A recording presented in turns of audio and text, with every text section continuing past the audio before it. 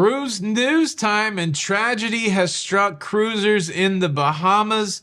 One young cruiser passes away and his friend is arrested.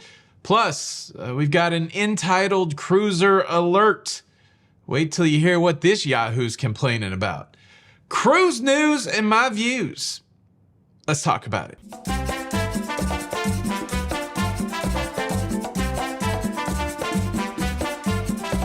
Hey, what's up everybody? Welcome to Lido, Loca.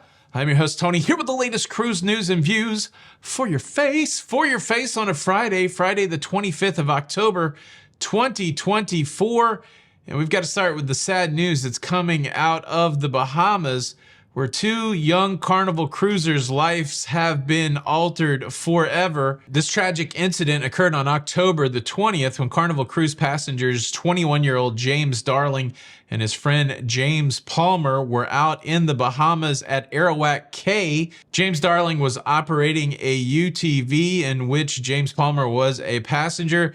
The UTV rolled over, and in the rolling over incident, James Palmer was killed. Now, following the incident, authorities allegedly found 9 grams of an illegal substance on James Darling. He was arrested. Darling was also charged with vehicular manslaughter and is being held on a $40,000 bond. He did plead guilty to drug charges, which he received probation. And if he is released, he will have to return to the Bahamas next year in March to answer all of the charges. In a GoFundMe set up by James Darling's family to raise the bail money, it is revealed that this tragic accident just happened 24 hours into the cruise as these young friends went to the Bahamas. Stories like these, just a crazy reminder of the fragility of life. Both of the men involved in this story, younger than all of my sons, and now you've got a family devastated by the loss of one son and another family trying to pick up the pieces and figure out what happens in the life of the other person involved. A tragic day in the Bahamas for a couple Carnival cruisers. Cruise news story number 2 takes us back to where we've been a few times this week. Let's go back to Alaska. And well, the tumultuous 2024 Alaskan cruise season has officially ended as the NCL Jewel has left Juneau yesterday, Thursday the 24th. That is the last cruise ship to be in Alaska this year. And like I said, it's been a time of tumult. We've had the rock slides and mudslides early in the season. We've had several Alaskan cruise cities considering not having as many cruisers there in the future, including a failed vote in Juneau to prohibit cruise ships on Saturday, the contentious relationship between Royal Caribbean and the city of Juneau about the new cruise terminal. And we even have a delayed vote going on in Sitka, Alaska, where just yesterday they've decided to hold off enacting some cruise limitations as more study can be done and more polling the locals to determine whether or not they want the cruises limited. It's an interesting close to the end of the Alaskan season. It should be an interesting off season to see if some of these cities do limit cruising for a time or for a day or for an amount of people. It will be interesting to see how both Alaskan cruise ports and these cruise companies navigate their relationship going forward. A lot of times people say, after the Caribbean, where should I go? My answer is usually go to Alaska. So I'm hopeful that the cruise companies and the Alaskan cruise ports can work it out where Alaska continues to be that wonderful, viable cruise area. The 2024 in the books for Alaska. Hopefully everything chills out for a bit, and then back to Alaska we go in 2025. Cruise news story number 3, the Meyer Werft shipyard in Papenburg, Germany. They've done handed over a cruise ship to a cruise company 6 days early. I guess somebody wished upon a star, because the brand new Disney Treasure has now been given over to Disney Cruise Line for them to do with it whatever they want, which you know what they're going to do with it. They're going to get it out there and they're going to start charging people to cruise on it. Disney Treasure is the 5th cruise ship that Meyer Werft has built for Disney Cruise Line. The Disney Treasure is the sister to the Disney Wish, which was the first of their latest brand new class of cruise ships. And they'll be joined by another sister ship, the Disney Destiny, currently under construction there in Papenburg, and that will be debuting in 2025. So we got Disney Treasure later on this year, and then we have Disney Destiny next year, and of course the Disney Wish came out, I believe it was last year. And yeah, Disney is they're growing by leaps and bounds. I think they're making their way up to 10 cruise ships, and I think they're going to move on into the teens, which I never thought they would have that many cruise ships. I thought Disney was going to be so niched down, kind of an expensive cruise experience. I didn't think they would be growing like they're growing. But yeah, like every other aspect of the cruise industry, here comes Disney with a larger fleet. And I think it's worth noting that Disney has kind of kept Meyer Werft in business a little bit. Meyer Werft was in jeopardy coming out of the pandemic of possibly going under. They've been propped up by government money there in Germany. And certainly these recent build orders from Disney Cruise Line keeping Meyer Werft in business. Or should I say afloat? Afloat. Are you a fan of the Disney cruise ship? Are you excited to cruise on Disney Treasure? Do you have your cruise booked? Leave a comment below. Cruise news story number 4, we've got a big cruise entertainment announcement. We now know what the premiere show, the big show, the really big show, the big show is going to be on the Icon of the Seas sister cruise ship, the Star of the Seas.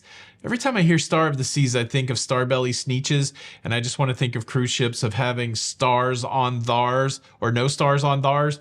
Either way, we know what the show is going to be on the Star of the Seas.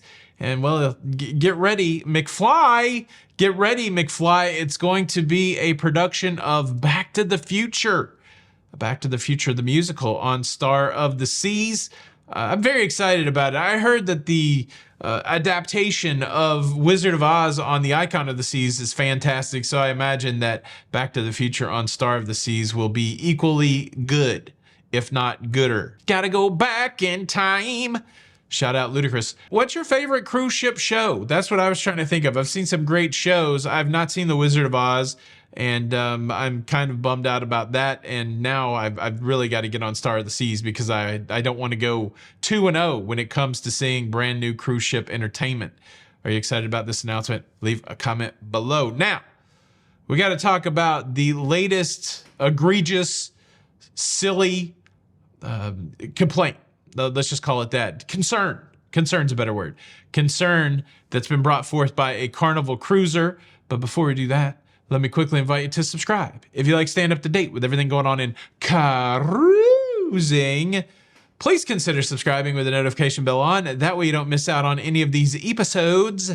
A big thank you in advance. Okay, let's talk about the latest frivolous complainer on it. What's that? Too harsh? Okay. Let's talk about the latest concerned Carnival cruise passenger. Concerned because they're missing, or they feel like they're missing, a cruise cabin amenity.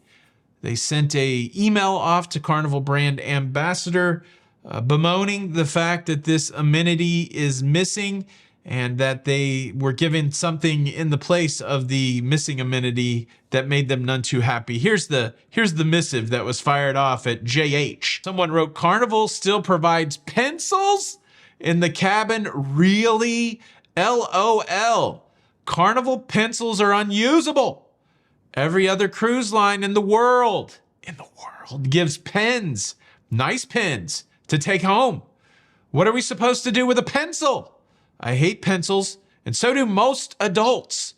My guess is a passenger is less likely to take one home as a souvenir, and this is in all caps. We want pens.